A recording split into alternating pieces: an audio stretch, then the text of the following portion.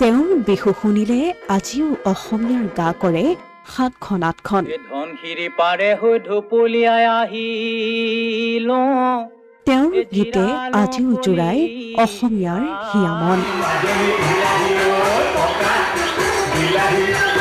বিহুগীতক জনপ্ৰিয়তাৰ শিখৰলৈ লৈ যোৱাত তেওঁৰ আছিল অপ্ৰতিদ্বন্দ্বী ভূমিকা,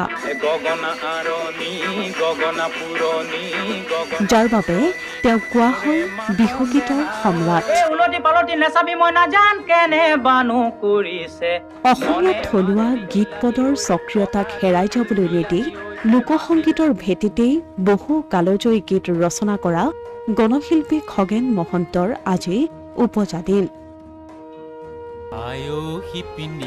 অসমৰ গাঁৱে ভূঞে গৈ সহজ সৰল মানুহখিনিৰ মাজত গীত পৰিৱেশন কৰাৰ লগতে অত্যন্ত ভিতৰুৱা অঞ্চলৰ পৰা লোকগীতৰ লেচেকি বুটলিছিল তেওঁ।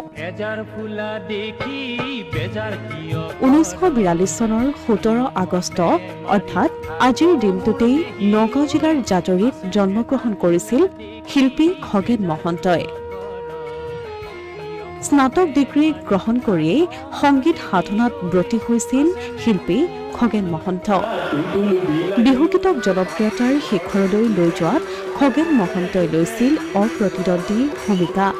ফিল্ম ক্ৰাফ্ট এৱাৰ্ড, সংগীত নাটক অকাডেমী বঁটা, সংগীতাচাৰ্য বঁটা আদিৰে সন্মানিত হোৱাৰ লগতে বহু সংগীত বঁটা লাভ কৰিছিল গণশিল্পী খগেন মহন্তই।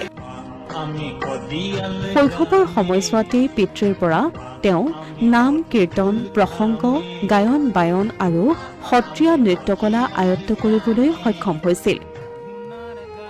আনকি খোলবাদ্যতো বিশেষ পাৰদৰ্শিতা দেখুৱাইছিল এইগৰাকী সংগীত শিল্পীয়ে। আকাশবাণীৰ জৰিয়তে লোকসংগীতৰ শিল্পী হিচাপে স্বীকৃতি লাভ কৰা খগেন মহন্তৰ সহস্ৰাধিক লোকসংগীত, পৰম্পৰাগত ধৰ্মীয় সুগম সংগীত আদি গ্ৰামোফোন ডিস্কত HMVৰ দ্বাৰা ৰেকৰ্ড কৰা হয়। প্ৰায় ৪৫খন ভিন্ন কেছেটযোগে ৩৫০টাতকৈও অধিক গীতৰ প্ৰচাৰ কৰিছিল সংগীত শিল্পীগৰাকীয়ে। অসম ভাৰতৰ লগতে ব্ৰিটেইনত সংগীত পৰিৱেশন কৰি এক বিশেষ কৃতিত্ব অৰ্জন কৰিছিল খগেন মহন্তই। প্ৰসিদ্ধ সংগীত শিল্পীগৰাকীৰ জন্মদিনটোত আজি সমগ্ৰ ৰাজ্যবাসীয়ে পৰিছে শিল্পী খগেন মহন্তক। 2014 চনৰ 12 জুনত 72 বছৰ বয়সত অসমীয়া সংগীত জগতৰ বাবে বহু কালজয়ী গীত উপহাৰ দি খগেন মহন্তই অসমীয়াৰ পৰা চিৰবিদায় মাগে। অসমীয়া সংগীত জগতত গীতৰ এক বৃহৎ অৱদান আগবঢ়াই থৈ যোৱা খগেন মহন্তৰ সৃষ্টিৰাজিয়ে আজিও আমাক তেওঁৰ উপস্থিতিৰ অনুভূতি দিয়ে। বিহু সম্ৰাট খগেন মহন্তলৈ আমিও আগবঢ়াইছো একাজলি শ্ৰদ্ধাঞ্জলি। Asomiya Pratidin digital desk. গালে মুখে পৰে